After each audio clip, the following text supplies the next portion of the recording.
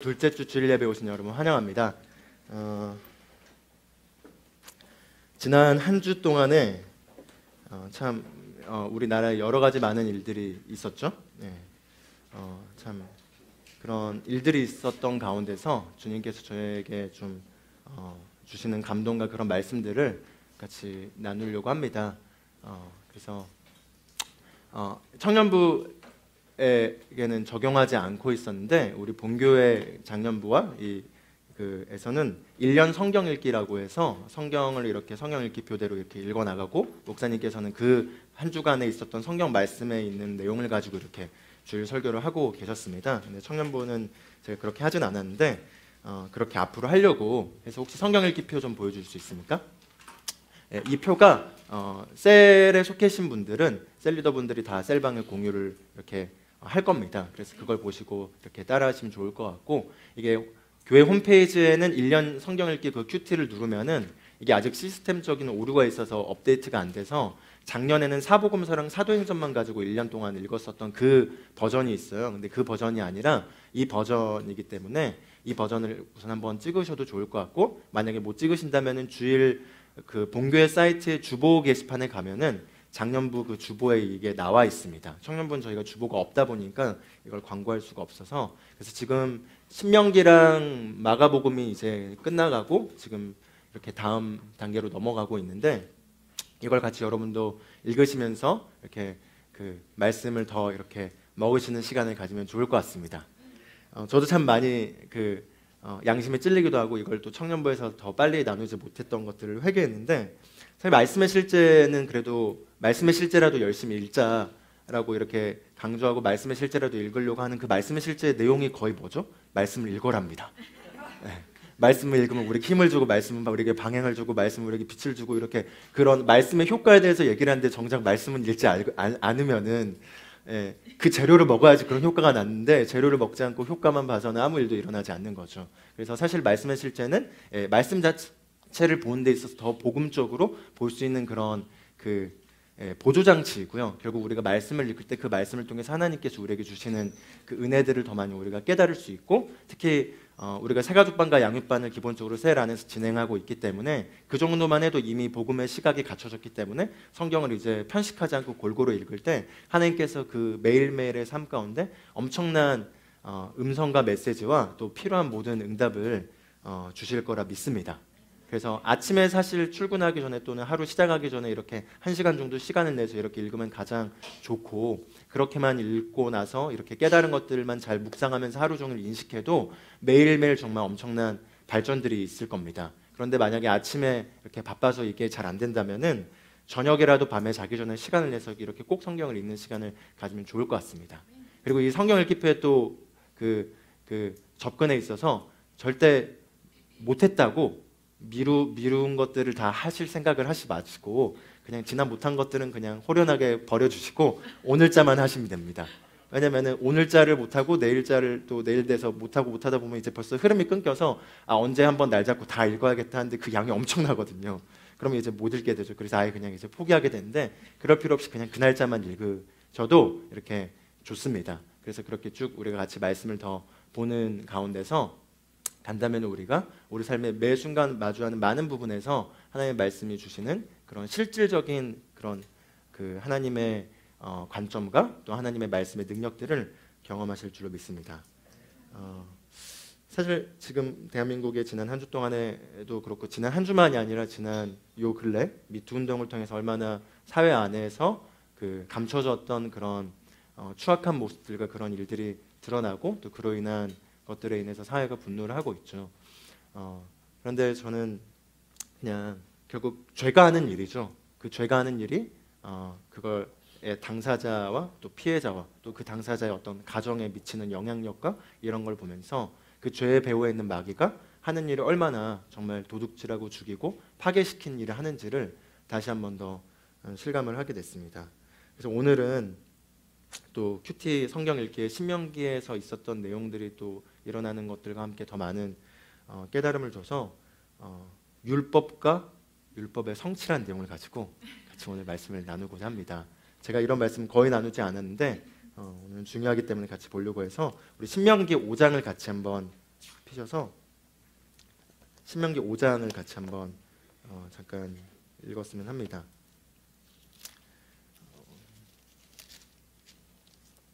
아시다시피 율법은 그냥 우리나라 말로 율법이 영어로는 로죠. 근데 그게 그 율법은 모세에게 하나님이 시내산에서 주신 10계명, 그 10계명을 기준으로 해서 그 10계명을 이제 하위 단위로 더 쪼개서 이걸 되어질 수 있게 하게 되는 그런 통틀어 그걸 율법이라 하지만 그 최고 단계는 10계명이죠. 10계명이 보통 성경 책들 앞에 이렇게 나와 있죠. 근데 아마 우리 교회 오시면 10계명에 대해서 거의 잘 들어보진 못하셨을 겁니다. 만약에 우리 교회 처음 이렇게 신앙생활 하셨다면, 왜냐면은 저희가 지금은 새로운 피조물로서 살아간 신약의 시대이기 때문에 그거에 대한 메시지를 더 많이 강조하기 때문에 굳이 옛날 거를 보면서 그렇게 그 모드로 들어가진 않죠. 그러나 한 번은 우리가 보고 그 내용 안에서 무엇이 있는지를 우리가 확인해 볼 필요가 있습니다. 왜냐하면 더군다나 지금 우리 사회에서 우리가 보고 있는 건 옳고 그름의 기준이 무엇인가에 대한 것들을 확인을 해야 될 시기인데, 양육반 혹시 하신 분들 있으면 손 한번 들어볼 수 있을까요? 저는 양육반을 했습니다. 양육반을 하면 양육반 일가 내용이 뭐죠? 진리가 너희를 자유케 하리라죠. 그래서 진리가 너희를 자유케 하리라는 그 내용의 핵심은 뭐냐면 결국 인간을 지으신 하나님께서 인간이 완벽하게 이 땅에서 살아가는 것에 대한 모든 것들을 알고 계신데 그거에 대한 인간 사용 설명서가 바로 하나님의 말씀이다. 즉 하나님의 말씀이 진리이기 때문에 그 진리가 우리 안에 중심에 자리 잡게 되고 우리의 최고 결정권의 위치에 있게 되면은 우리는 이 땅에서 자유하고 최고의 삶을 살 수밖에 없다.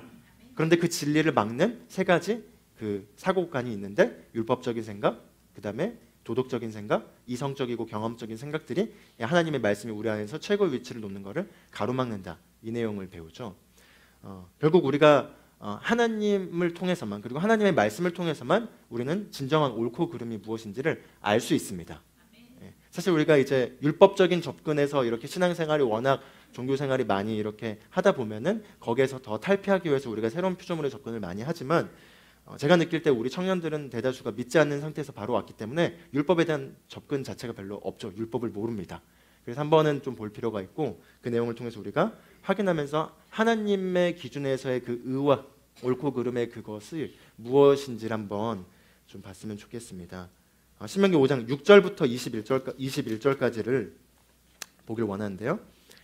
신명기는 모세가 다음 세대에게 가르치는 내용으로서 요약된 버전으로 이렇게 쭉 나와 있는 내용이에요. 그래서 출애굽기 20장에서 처음으로 모세가 율법을 받는 그 내용들이 나오지만 신명기 5장 6절부터 다시 한번 이게 반복해서 나오는데 한번 같이 6절부터 읽어보겠습니다. 각자 가지고 계신 버전은 다를 수 있겠지만 6절부터 한번 쭉 읽겠습니다. 나는 이집트 땅 종의 집에서 너를 인도하여 낸 주 너의 하나님이시니라. 너는 내 앞에 다른 어떤 신들도 있게 하지 말지니라. 너는 너에게 어떤 새긴 우상이나 위로 하늘에 있는 것이나 아래로 땅에 있는 것이나 땅 아래 물이 있는 것에 어떤 모습도 만들지 말며 너는 그것들에게 절하지 말고 그것들을 섬기지 말지니라. 나 주 너의 하나님은 질투하는 하나님이시니 나를 미워하는 자들의 3, 4대까지 그 조상들의 죄악을 그 자손들에게 미치게 하고 나를 사랑하고 나의 계명들을 지키는 자들에게는 수천대까지 자비를 베푸느니라. 너는 주 너의 하나님의 이름을 헛되이 일컫지 말라. 주는 그의 이름을 헛되이 일컫는 자를 죄 없다 여기지 아니하리라. 주 너의 하나님이 너에게 명령한 대로 안식일을 지켜 그것을 거룩하게 하라. 6일 동안 너는 수고하여 너 모든 일을 행할 것이나 날은 주 너의 하나님의 안식일이니 그날엔 너는 어떤 일도 하지 말며 너나 너 아들이나 너 딸이나 너 남종이나 너 여종이나 너 수소나 너 낙이나 너 가축의 어떤 것이나 너 성문 안에 있는 너 타국인도 일하지 말며 너 남종이나 너 여종도 너와 마찬가지로 쉴지니라. 너가 이집트 땅에서 종이었던 것과 주 너의 하나님께서 능하신 손과 펴신 팔로 거기서 너를 인도하여 낸 것을 기억하라. 그러므로 주 너의 하나님이 안식일을 지키라고 너에게 명령하였느니라. 주 너의 하나님이 너에게 명령한 대로 네 아비와 네 어미를 공경하라. 그리하면 주 너의 하나님이 너에게 준 그 땅에서 너의 날들이 길어지고 너가 잘 되리라. 너는 살인하지 말지니라. 너는 간음하지 말지니라. 너는 도둑질하지 말지니라. 너는 내 이웃에 대하여 거짓 증거하지 말지니라. 너는 너 이웃의 아내를 바라지도 말며 내 이웃의 집이나 그의 들이나 그의 남종이나 그의 여종이나 그의 소나 그의 낙이나 내 이웃의 것은 무엇이든 탐내지도 말지니라 하셨느니라. 아멘. 자, 여기 6절부터 21절까지의 내용을 통해서 10계명의 내용이 나와 있습니다. 그 10계명이 뭐죠? 첫 번째는 다른 신을 두지 말라라고 하나님께서 말씀하시죠. 나 이외에 다른 신을 두지 말라. 그게 첫 번째 계명이죠. 두 번째는 우상을 만들지 말라라는 게 두 번째 계명입니다. 그리고 세 번째는 내 이름을 망령되이 사용하지 말라. 즉 내 이름을 망령되이 사용해서 잘못 사용하지 말라라는 게 세 번째고요. 네 번째는 안식일을 지켜서 그날을 거룩히 구별하라. 그래서 안식일을 지켜서 거룩히 구별한다는 건 무엇이냐면 하나님께서 너를 위해서 무엇을 하셨는지에 대해서 인식하면서 그날은 이렇게 거룩하게 성별하라 이렇게 말하면서 안식일을 지키라가 네 번째고요. 다섯 번째는 부모님을 공경하라 라고 말하고 있습니다. 그리고 여섯 번째는 살인하지 말라. 일곱 번째는 간음하지 말라. 이게 지금 많은 문제를 일으키고 있죠. 그리고 여덟 번째가 도둑질하지 말라. 그리고 아홉 번째가 거짓 증거하지 말라. 그리고 열 번째는 탐내지 말라. 이렇게 하는 이 10가지 내용을 통해서 하나님께서 이스라엘 백성에게 옳고 그름의 어떤 기준을 이렇게 주십니다. 네, 우리가 이 10계명을 이제 우리가 봤는데 오늘 제가 여러분과 함께 나누는 내용에 대해서 이 내용을 행동적으로 내가 어떻게 또 하고 말고의 접근보다는 한번 이 말씀 안에서 하나님이 말하고자 하는 그 의도와 하나님의 그 성품과 하나님의 그 의의 그 방향성과 그런 말씀들 한번 무엇인지 확인한다는 관점으로 한번 보시고 우리 안에서의 영의 반응을 한번 살펴보십시오. 그럼 영은 굉장히 기뻐하고 좋아할 겁니다. 왜냐하면 우리 안에 있는 이 의의 본성이 바로 이걸 할 수밖에 없도록 가지고 있는 그 특성을 가지고 있는 거거든요.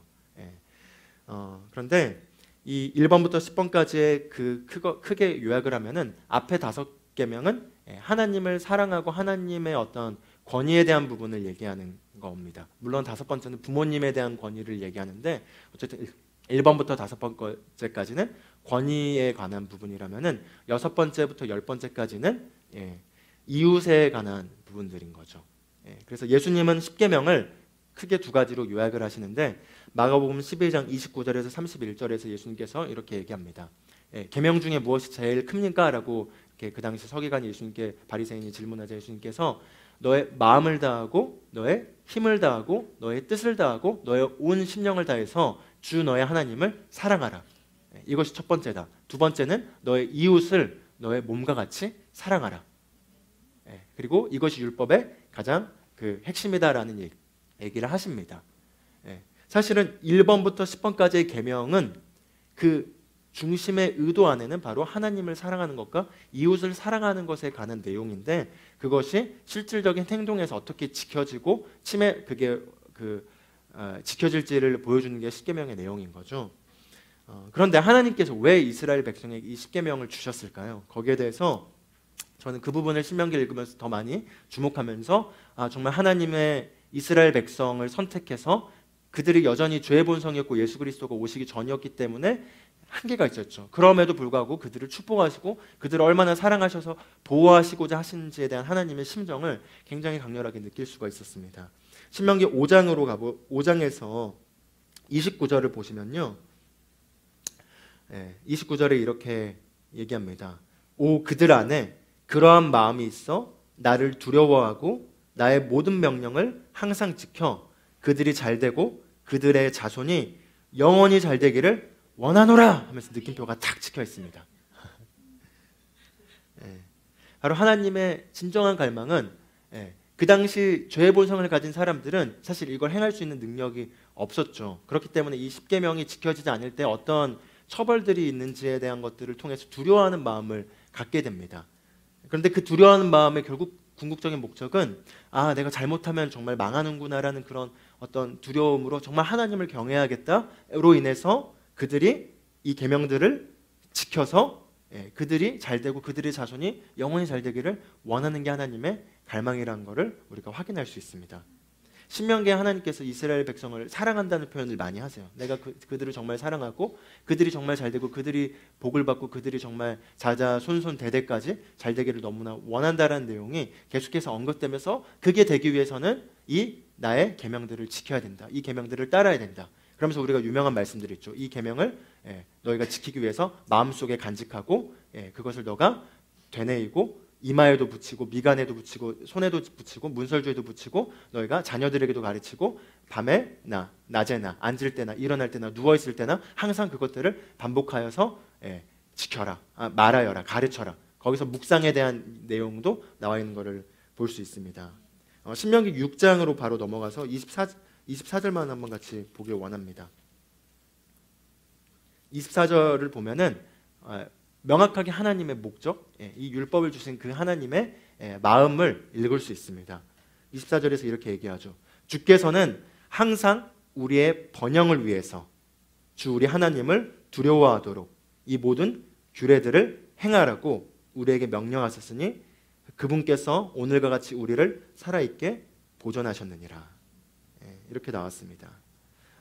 흠정역 버전에서는 주께서는 항상 우리의 번영이라는 그 번영을 행복으로 쓰였어요. 그래서 주께서 항상 우리의 행복을 위하여 우리 마음에 두려움을 주시고 그래서 이 계명을 지켜서 우리가 정말 이렇게 영원히 보존되기를 원하셨다.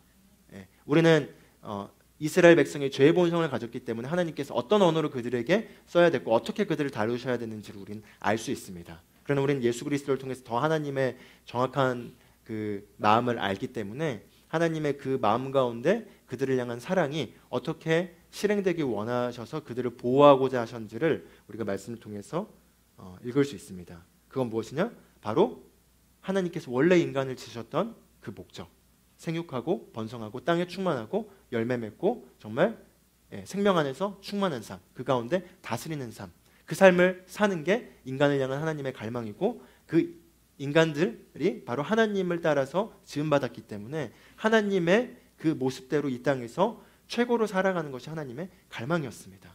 그러나 알다시피 아담의 죄로 인해서 끊어졌고 죄의 본성으로 제한받게 되었고 그래서 모든 게 변질되고 잘못된 것들이 일어나게 된 것이죠. 그 가운데 하나님께서 잘못된 게 아닌 바른 것, 옳은 것에 대한 기준을 사실 보여주는 게 십계명의 내용이지만 그 십계명의 내용의 핵심은 무엇이냐면 하나님을 사랑하는 것과 이웃을 사랑하는 것, 그것을 말하고 있는 걸 볼 수 있습니다. 그래서 우리가 사실 십계명의 내용을 많이 묵상하고 그럴 필요는 없지만 그 내용 안에 있는 하나하나에서 하나님께서 그것들을 왜 중요하게 다루셨는지는 우리가 체크하면서 우리 자신이 우리 삶에서 어떻게 내 방향성에 있어서 이런 방향을 향해 내가 가고 있는지는 우리가 확인해 볼 필요가 있습니다. 십계명 중에 첫 번째 계명이 다른 신을 두지 말라죠. 우리 시대 우리 버전에서는 그 다른 신이라는 게 우리에게도 실제로 여러 가지가 있을 수가 있습니다. 돈이 나에게 신이 될 수도 있고요. 명예가 나에게 신이 될 수도 있고요. 이 땅의 물질적인 것들 가운데 어떤 것들을 추구하는 게 내가 실제로는 내 안에서 신과 같은 역할에서 내가 그걸 이렇게 추구하고 나아갈 수 있는 어떤 그런 부분들이 있을 수 있겠죠.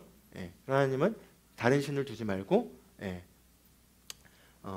나만을 의지하고 나만이 너의 주, 너의 하나님이 되도록 하라라고 말한 거를 우리는 다시 한번 확인해보고 스스로를 체크해볼 수가 있습니다. 두 번째는 우상을 섬기지 말라죠. 이 부분은 별로 우리가 하고 있지는 않을 것 같습니다. 집에 뭐 혹시 이렇게 골동품 만들어 놓고 그런 거 보면서 막 하거나 아니면 연예인 사진 붙여놓고 그 연예인 사진 붙여놓은 걸 보면서 오늘도 잘 되게 해주세요 이러시진 않죠, 여러분?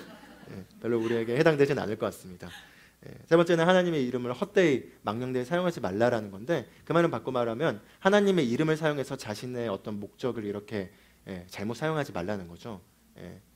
그걸 얘기하고 있고 네 번째는 안식일을 지켜 거룩히 구별하라라는 건데 우리가 지금은 사실은 이 당시 안식일은 토요일이었는데 우리는 그냥 주일을 이렇게 예배를 통해서 하나님께 그 예배 드리면서 우리의 어떤 시간을 온전하게 구별해내고 이렇게 하고 있죠. 그러나 이 안식일을 지켜 거룩히 구별하라는 그 메시지의 의도 안에는 결국 내가 매 순간 특정한 시간을 구별해내어서 하나님께서 나를 위해서 어떤 일들을 행하셨는지에 대해서 감사하고 기뻐하고 나의 삶의 주인이시자 나의 삶을 이끌어 가신 분이 하나님이심을 인식하고 감사하는 시간을 갖는 것들을 우리가 하는지를 확인하면서 그런 시간들을 우리가 정해볼 수가 있겠습니다.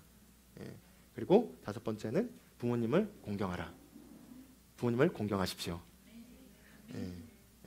거기에 대해서 부모를 공경하라 이렇게 나왔고 여섯 번째는 살인하지 말라. 살인들 안 하시죠?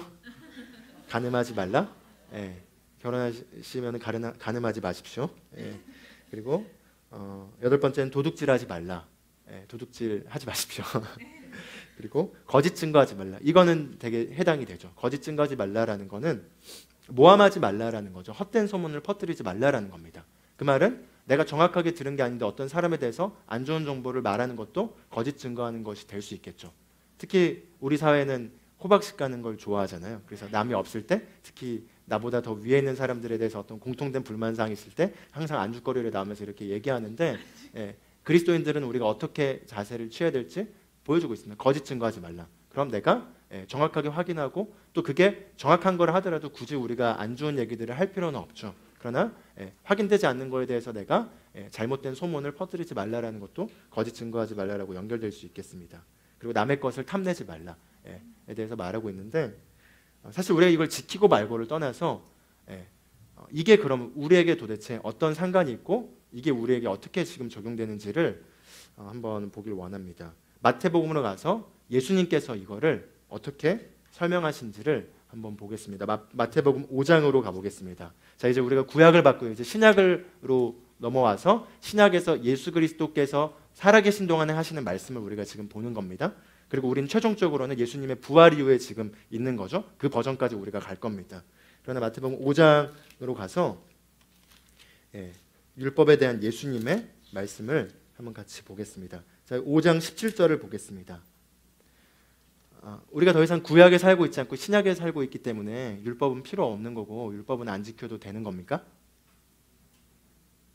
그러면 아니면 율법을 지켜야 됩니까? 네, 헷갈리죠? 그러나 예수님의 말씀을 통해서 우리가 이걸 정확하게 확인하고 그걸 가지고 우리가 어떻게 볼 수 있는지를 확인해 보겠습니다. 17절에 보면 예수님께서 얘기합니다. 내가 율법이나 선지서를 폐기하러 온 줄로 생각하지 말라. 폐기하러 온 것이 아니라 이루려고 왔노라. 진실로 내가 너에게 말하노니 하늘과 땅이 없어지기 전에는 율법의 1.1획도 모든 것이 이루어질 때까지 결코 없어지지 아니하리라. 이렇게 얘기합니다.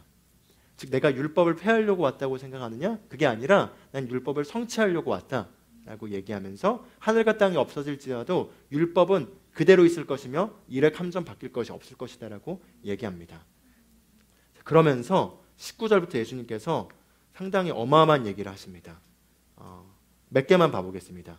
자, 19절 봐보겠습니다. 그러므로 누구든지 이 계명들 중에서 지극히 작은 것 하나라도 범하고 그렇게 가르치는 사람은 천국에서 가장 작은 사람이라 부를 것이요 누구든지 계명들을 행하고 가르치는 사람은 천국에서 큰 사람이라고 불릴 것이라.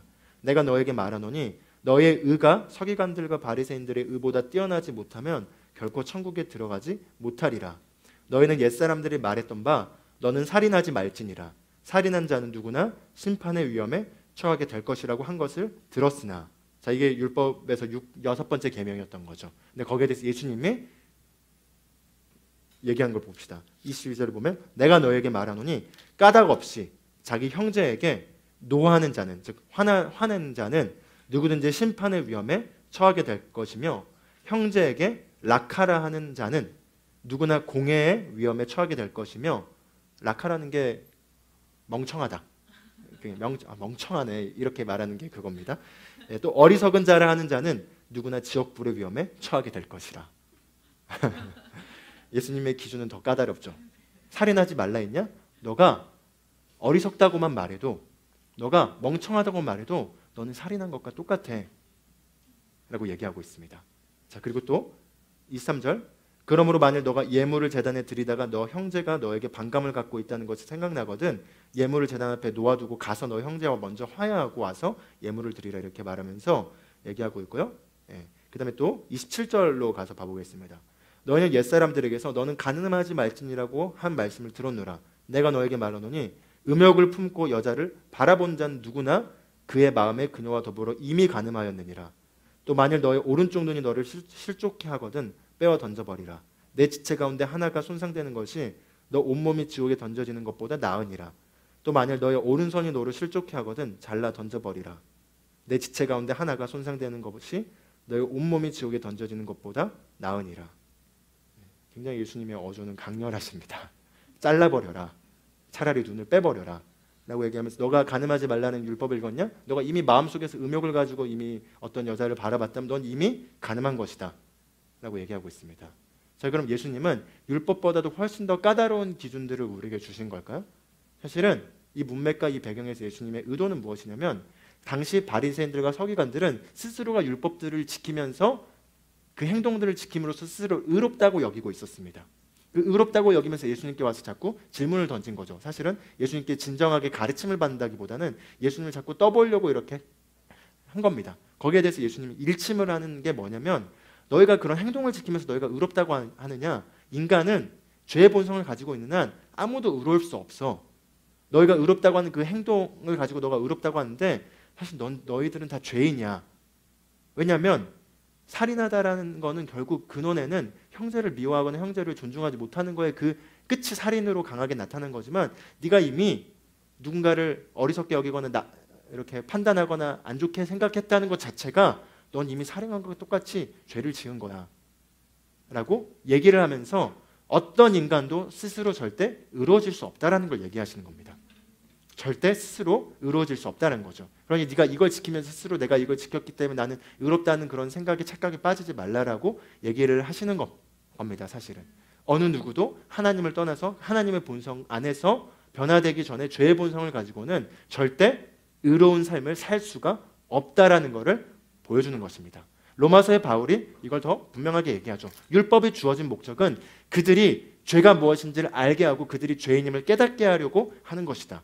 그래서 율법의 저주 아래 있다는 표현이 뭐냐면은, 누구든지 이 율법 중에 하나라도 지키지 못하면 그는 저주 아래 있는 자다 이렇게 말하는데, 그래서 율법의 저주 아래 있다라고 이스라엘 백성을 그냥 얘기합니다. 왜냐하면 어느 누구도 율법을 절대 다 지킬 수가 없기 때문이죠. 왜냐하면 죄의 본성을 가진 한 절대 의의 삶을 살 수가 없다라는 걸 보여주고 있는 것입니다. 결국 동기와 본성을 얘기하고 계신 거죠. 그럴 수 없다라는 겁니다. 근데 요한복음 1장 17절에 보면은 율법은 모세로부터 왔지만 은혜와 진리는 예수 그리스도로부터 왔다고 얘기합니다. 즉 우리가 이거를 행동으로서 하나하나 놓고 따지고 이렇게 하는 게 아니라 결국 본성으로 접근을 해서 본성에서의 그 내용들이 무엇인지는 우리가 율법을 통해 하나하나 봤지만, 결국 그 내용의 핵심은 하나님을 사랑하는 것과 이웃을 내 몸과 같이 사랑하는 것. 사실 6번부터 10번까지는 황금률이라고 하죠. 너가 남에게서 받고 싶은 대로 너도 남에게 행하라. 즉 만약에 도둑질을 당하고 싶지 않죠. 그럼 도둑질을 하지 않으면 되는 겁니다. 살인당하고 싶지 않죠. 그러면은 살인하지 않으면 되는 겁니다. 바꿔 말하면 누가 나에 대해서 바보 같은 놈 이렇게 말하는 걸 들으면 기분 나쁘죠. 그러니까 남에게 그렇게 하지 말라라는 거가 사실은 6번부터 10번까지의 그런 내용인데, 그 근본 안은 결국은 존중과 사랑이 핵심인 겁니다. 정말로 사랑한다면은, 아내를 사랑한다면 간음을 할 수가 없습니다. 그렇죠? 살인할 수가 없는 것입니다. 비난할 수가 없는 것이죠. 도둑질을 할 수가 없는 것입니다. 그냥 이런 것들을 사실 이 6번부터 10번을 가지고 더 쪼개서 더 많은 내용들을 만들어내면서 그걸 가지고 처벌하도록 이렇게 한 게 율법의 내용이지만, 결국은 하나님을 사랑한 것과 이웃을 사랑하는 것, 그게 하나님의 의의 성품의 핵심인 것입니다. 이제 이게 그러나 하나님을 떠나서는 아무리 의지력이 뛰어난 사람이라도 절대 할 수가 없는 게 바로 이거라는 걸 예수님께서 마태복음에 있는 5장의 내용에서 48절까지 여러 가지 사례들을 가지고 계속해서 얘기를 하는 걸 볼 수 있습니다. 그리고 우리가 잘 알다시피 예수 그리스도께서 십자가에서 우리의 죄가 되셔서 죄에 대한 값을 치르시고 우리의 죄로 인하여 완벽하게 죽으시고 무덤에 내려가시고 그리고 승리하시고 의롭게 되시고 부활하셔서 하늘 보좌 우편에 올라가심으로써 우리가 이제 하나님의 자녀로 거듭날 수 있게 되었습니다. 거듭날 수 있게 된 우리에 대해서는 이제 개념과 접근이 달라집니다. 로마서 8장으로 같이 가보겠습니다. 로마서 8장으로 가보면은 로마서 7장의 쭉 내용 이후에 8장으로 가지는 건데, 로마서 7장은 율법 아래에 있는 유대인들에게 바울이 얘기하면서 너희가 율법 아래에 있을 때 동안에 대해서 얘기하면서 율법을 통해서 뭐가 옳고 그름인지를 알았고 너희가 그거를 원하였지만 너희의 육신의 연약함과 육신의 죄의 본성 때문에 너희가 이걸 하지 못한다. 그래서 바울도 스스로가 괴로워했다는 거죠. 나는 정말 공고한 자다. 내가 마음의 한편에서는 이걸 하길 원한 하나님의 그 법에 해당되는 그 내용을대로 살기를 원하지만 내가 지체 가운데 육신 가운데 끌려다니면서 그 반대되는 것들을 하면서 정말 내가 하지 못하는구나 하면서 괴로워하는 가운데서 그러나 우리 주 예수 그리스도로 인하여 하나님께 감사드린다면서 8장의 1절부터 내용이 나오는 겁니다. 자, 1절부터 4절까지만 읽어보겠습니다. 같이 한번 읽어볼까요? 그러므로 이제 그리스도 예수 안에 있는 자들에게는 결코 정죄함이 없나니 그들은 육신을 따라 행하지 아니하고 성령을 따라 행하느니라. 이는 그리스도 예수 안에 있는 생명의 성령의 법이 죄와 사망의 법에서 나를 해방시켰기 때문이라. 율법이 육신을 통하여 연약하여 할 수 없는 것이므로 하나님께서 죄 때문에 자신의 아들을 죄 있는 육신의 모양으로 보내 그 육신의 죄를 송구하셨으니 이는 율법의 의가 우리 안에서 이루어지게 하려 함이라. 우리는 육신을 따라 행하지 않고 성령을 따라 행하는 자들이니라. 아멘. 자, 바로 이 일이 우리에게 일어나서 우리는 이제 이로 인해서 살고 있는 사람들입니다. 로마서 8장 1절을 보면은 그러므로 이제 그리스도 예수 안에 있는 자들에게는 결코 정죄함이 없나니라고 말하고 있습니다. 그리스도 예수 안에 있습니까? 그러면 우리는 절대 정죄함을 받을 수 없습니다. 그러나 우리가 그리스도 예수 안에 있음에도 불구하고 영적인 실제가 그러나 내가 내 삶에서 그리스도 예수 안에 있지 않는 것처럼 살아간다면은 정죄는 있을 것입니다.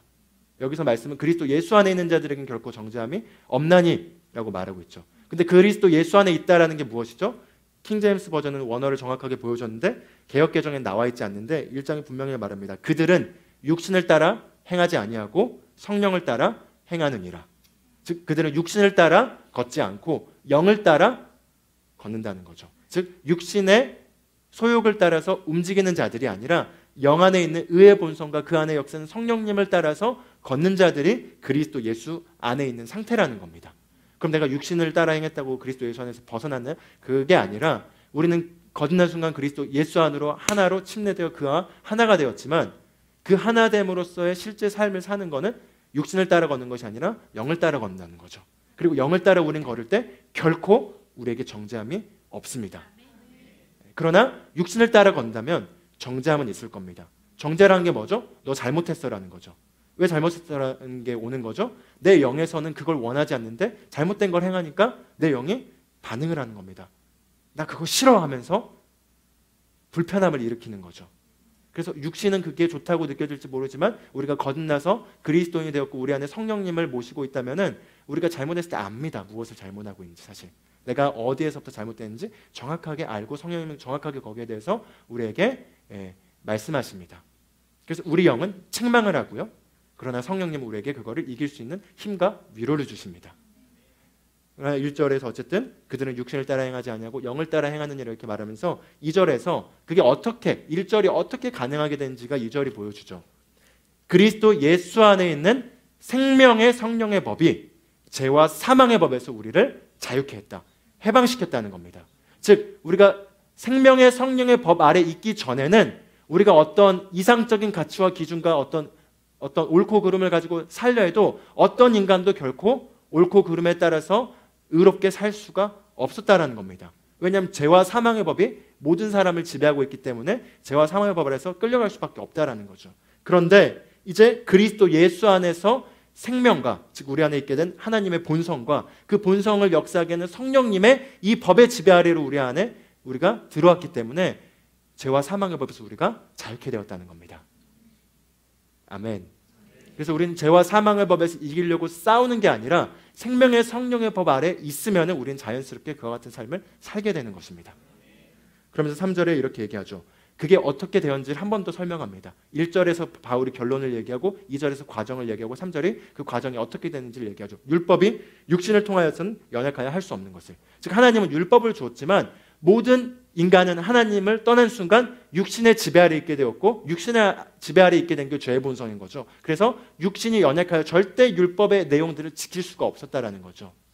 그런데 하나님께서 죄 때문에 자신의 아들을 죄 있는 육신의 모양으로 보내 그 육신의 죄를 선고하셨으니 즉 예수 그리스도에게 우리의 죄를 옮기셔서 선고하셨으니 그 결과 4절 핵심입니다. 이는 율법의 의가 우리 안에서 이루어지게 하려 함이라. 그 말은 무엇이죠? 율법의 의, 즉 율법에 있는 내용들의 그것들이 사라지는 게 우리 안에서 이루어지게 되었다는 것입니다. 즉 십계명은 지켜야 되나요? 우리가 율법적으로 그걸 지키고 말고 그게 아니라 십계명의 내용의 더 핵심인 본질에 있는 그 의의 본성이 우리 안에서 그리스도 예수로 말미암아 이루어져서 생명의 성령의 법으로 말미암아 우리가 그렇게 살 수밖에 없게 되었다는 것입니다. 그래서 우리가 우리의 본성이 그냥 흘러가게 하면 우리는 십계명의 그 이상의 내용들을 그냥 지키는 삶을 살게 됩니다. 그러나 우리가 이 생명의 성령의 법을 의식하지 않는다면, 그리고 바뀌지 않는 생각을 따라서 육신과 결탄때 그 생각에 우리가 끌려간다면 우리는 죄의 사망의 법으로 스스로 들어가는 것이죠. 그러나 우리는 성령님을 가지게 되었고 이 성령님께서 우리 안에서 우리를 바른 방향으로 이끄실 수 있게 되었습니다. 그래서 우리가 해야 될 일은 뭐냐면, 그들은 다시 한번 얘기하죠. 우리는 육신을 따라 행하지 아니하고 영을 따라 행하느니라. 그리고 5절부터 8절까지 9절까지 내용을 통해서 그게 어떻게 가능한지를 얘기합니다. 바로 생각이라는 거죠. 육신의 생각을 따른 자는 사망을, 그러나 영의 생각을 따른 자는 생명과 평안을, 즉 우리의 마음을 새롭게 함으로 변화를 받아 하나님의 말씀과 일치되는 생각을 함으로써 그 생각을 품을 때 우리는 영의 일들을 하게 되고, 영의 일들을 한다는 건 무엇이죠? 우리 안에 역사하신 성령님께서 우리를 이 땅에서 의의 삶으로 살게 한다는 것입니다. 이게 바로 복음인 것입니다. 아멘. 그래서 이거는 그냥 저절로 되는 게 아니라 우리가 그런 방향을 들고 우리가 하나하나 실천할 때, 그리고 그렇게 적용할 때 그렇게 우리가 한 단계 한 단계 성장하면서 우리가 점점 그렇게 가질 것입니다. 그러나 우리 안에 있는 이 의의 본성이 무엇을 결국 향하고 있는지는 십계명의 내용과 또 그 십계명의 핵심인 하나님을 사랑하고 이웃을 사랑하는 것 안에서 잘 나와 있습니다. 그래서 우리가 우리 안에 있는 이 의의 본성이 그걸 향한다는 것에 대한 방향성을 우리가 잡아야겠죠. 만약에 우리가 이 본성이 흘러가는 대로 방향성을 우리가 혼의 사고관 가운데 잡아주지 않는다면은, 그러면은 우리는 육신을 따라 이렇게 쉽게 가지게 되겠죠. 그래서 그 방향성을 한번 잡아줄 수 있도록 오늘 같이 말씀을 나눴습니다. 물론 우리가 늘 고백하는 이런 새로운 피조물의 내용들의 말씀들을 우리가 결국 인식하면은 그건 우리의 본성을 활성화시키기 때문에 자연스럽게 내가 이렇게 살아야지 의식하지 않아도 그와 같은 것들이 우리 안에서 흘러나오게 됩니다. 내가 사람들을 만약에 안 좋게 생각하거나 비난하는 어떤 생각들이 있다면은 자연스럽게 의의 본성이 강화되면은 그게 아니라는 걸 누구나 다 압니다. 아, 저들도 그리스도께서 값주고 사신 영혼들이구나 라는 그 하나님의 관점과 하나님의 마음 가운데서 사랑으로 보게 되는 것이고요. 그리고 우리 안에 있는 이 의의 본성이 강화되면 강화될수록 예수 그리스도를 온전하게 보게 되죠. 예수 그리스도를 온전하게 보게 되면 그분이 나를 위해서 어떤 일을 하셨는지에 대한 그분의 사랑을 깨닫게 됩니다. 우리가 그분을 있는 그대로 더 정확하게 보게만 된다면 우리는 누가 강요하지 않아도 예수님을 사랑할 수밖에 없습니다. 그리고 예수님을 사랑하는 게 우리 안에서 강화되면 강화될수록 다른 것들이 내 안에서 주인 되기를 싫어지게 됩니다. 우리가 아까 불렀던 두 번째 찬양인가요? 내가 주인 삼은 모든 것을 내려놓고 내가 주님께 나아갑니다. 그게 자연스럽게 되게 됩니다. 율법이 아니라, 행위가 아니라, 노력이 아니라 예수 그리스도를 우리가 온전히 알게 될 때, 그분이 누구이신지를 알고 그분이 나에게 어떤 분이신지를 있는 그대로 우리가 말씀을 통해서, 그분이 하신 일을 통해서, 그리고 성령님의 깨달음을 통해서 보게 된다면 우리는 그분의 사랑 가운데서 젖어들 것이고요. 그분을 우리가 사랑할 수밖에 없을 것이고요. 우리가 그분을 정말로 사랑하게 된다면 이 모든 것들이 행동을 뭐 어떻게 하고가 아니라 자연스러운 우리 삶에, 마치 연애할 때 제 아내를 제가 사랑하는 순간 모든 나오는 노력들은 노력이 아니라 그냥 열정의 표현이죠.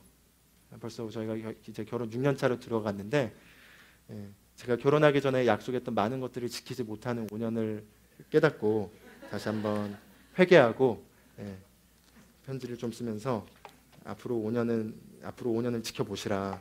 내가 결혼한 것들을 다 약속을 지키도록 하겠다 하면서 돌이켰는데 그렇습니다. 그냥 아내를 더 제가 사랑하면 됩니다. 그래서 더 사랑하도록 아내의 존재에 대해서 다시 한번 제가 묵상하니 너무나 감사하고 정말 제가 큰 축복을 받았다는 걸 다시 한번 감사하며, 얼마나 제가 참 내 힘으로는 절대 얻을 수 없는 저런 분을 제가 아내를 모시는 게 얼마나 큰 축복이고 영광인가. 그러면서 다시 한번 연애 때를 생각하면서 내가 그런 열정을 가지고 그녀에게 이렇게 대시했는데 그녀는 어찌 보면 지난 결혼 5년 동안 나에게 속았다고 생각했겠다. 네, 다시 한번 그러면 속은 게 아니라 나는 그때 진심이었는데 이 타락했던 저의 그 육신을 따라갔던 지난 삶을 반성하고 신실하게 행동하기로 했습니다.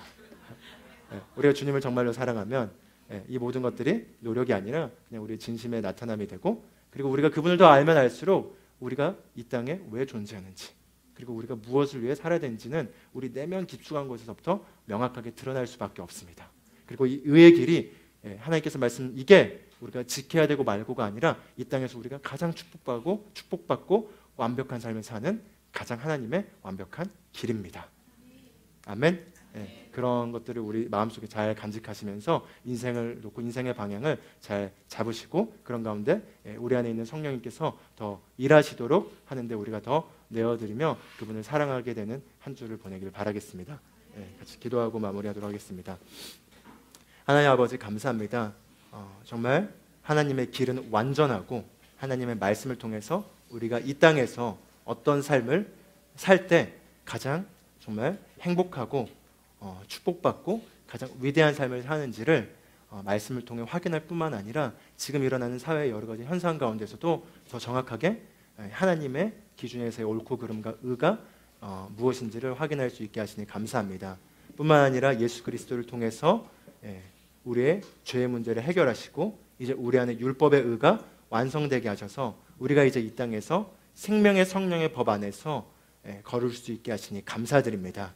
생명의 성령의 법이 우리 안에서 더 활성화될 수 있도록 우리가 말씀을 더 가까이 하고 그 말씀을 우리가 더 주목할 때 우리의 매일매일의 삶 가운데 우리가 하나님을 사랑하고 이웃을 사랑하는 가운데서 우리에게 하나님 각자에게 주신 소명을 이뤄내는 삶을 살게 될 걸 믿고 감사드립니다. 예수 그리스도의 이름으로 기도합니다. 아멘.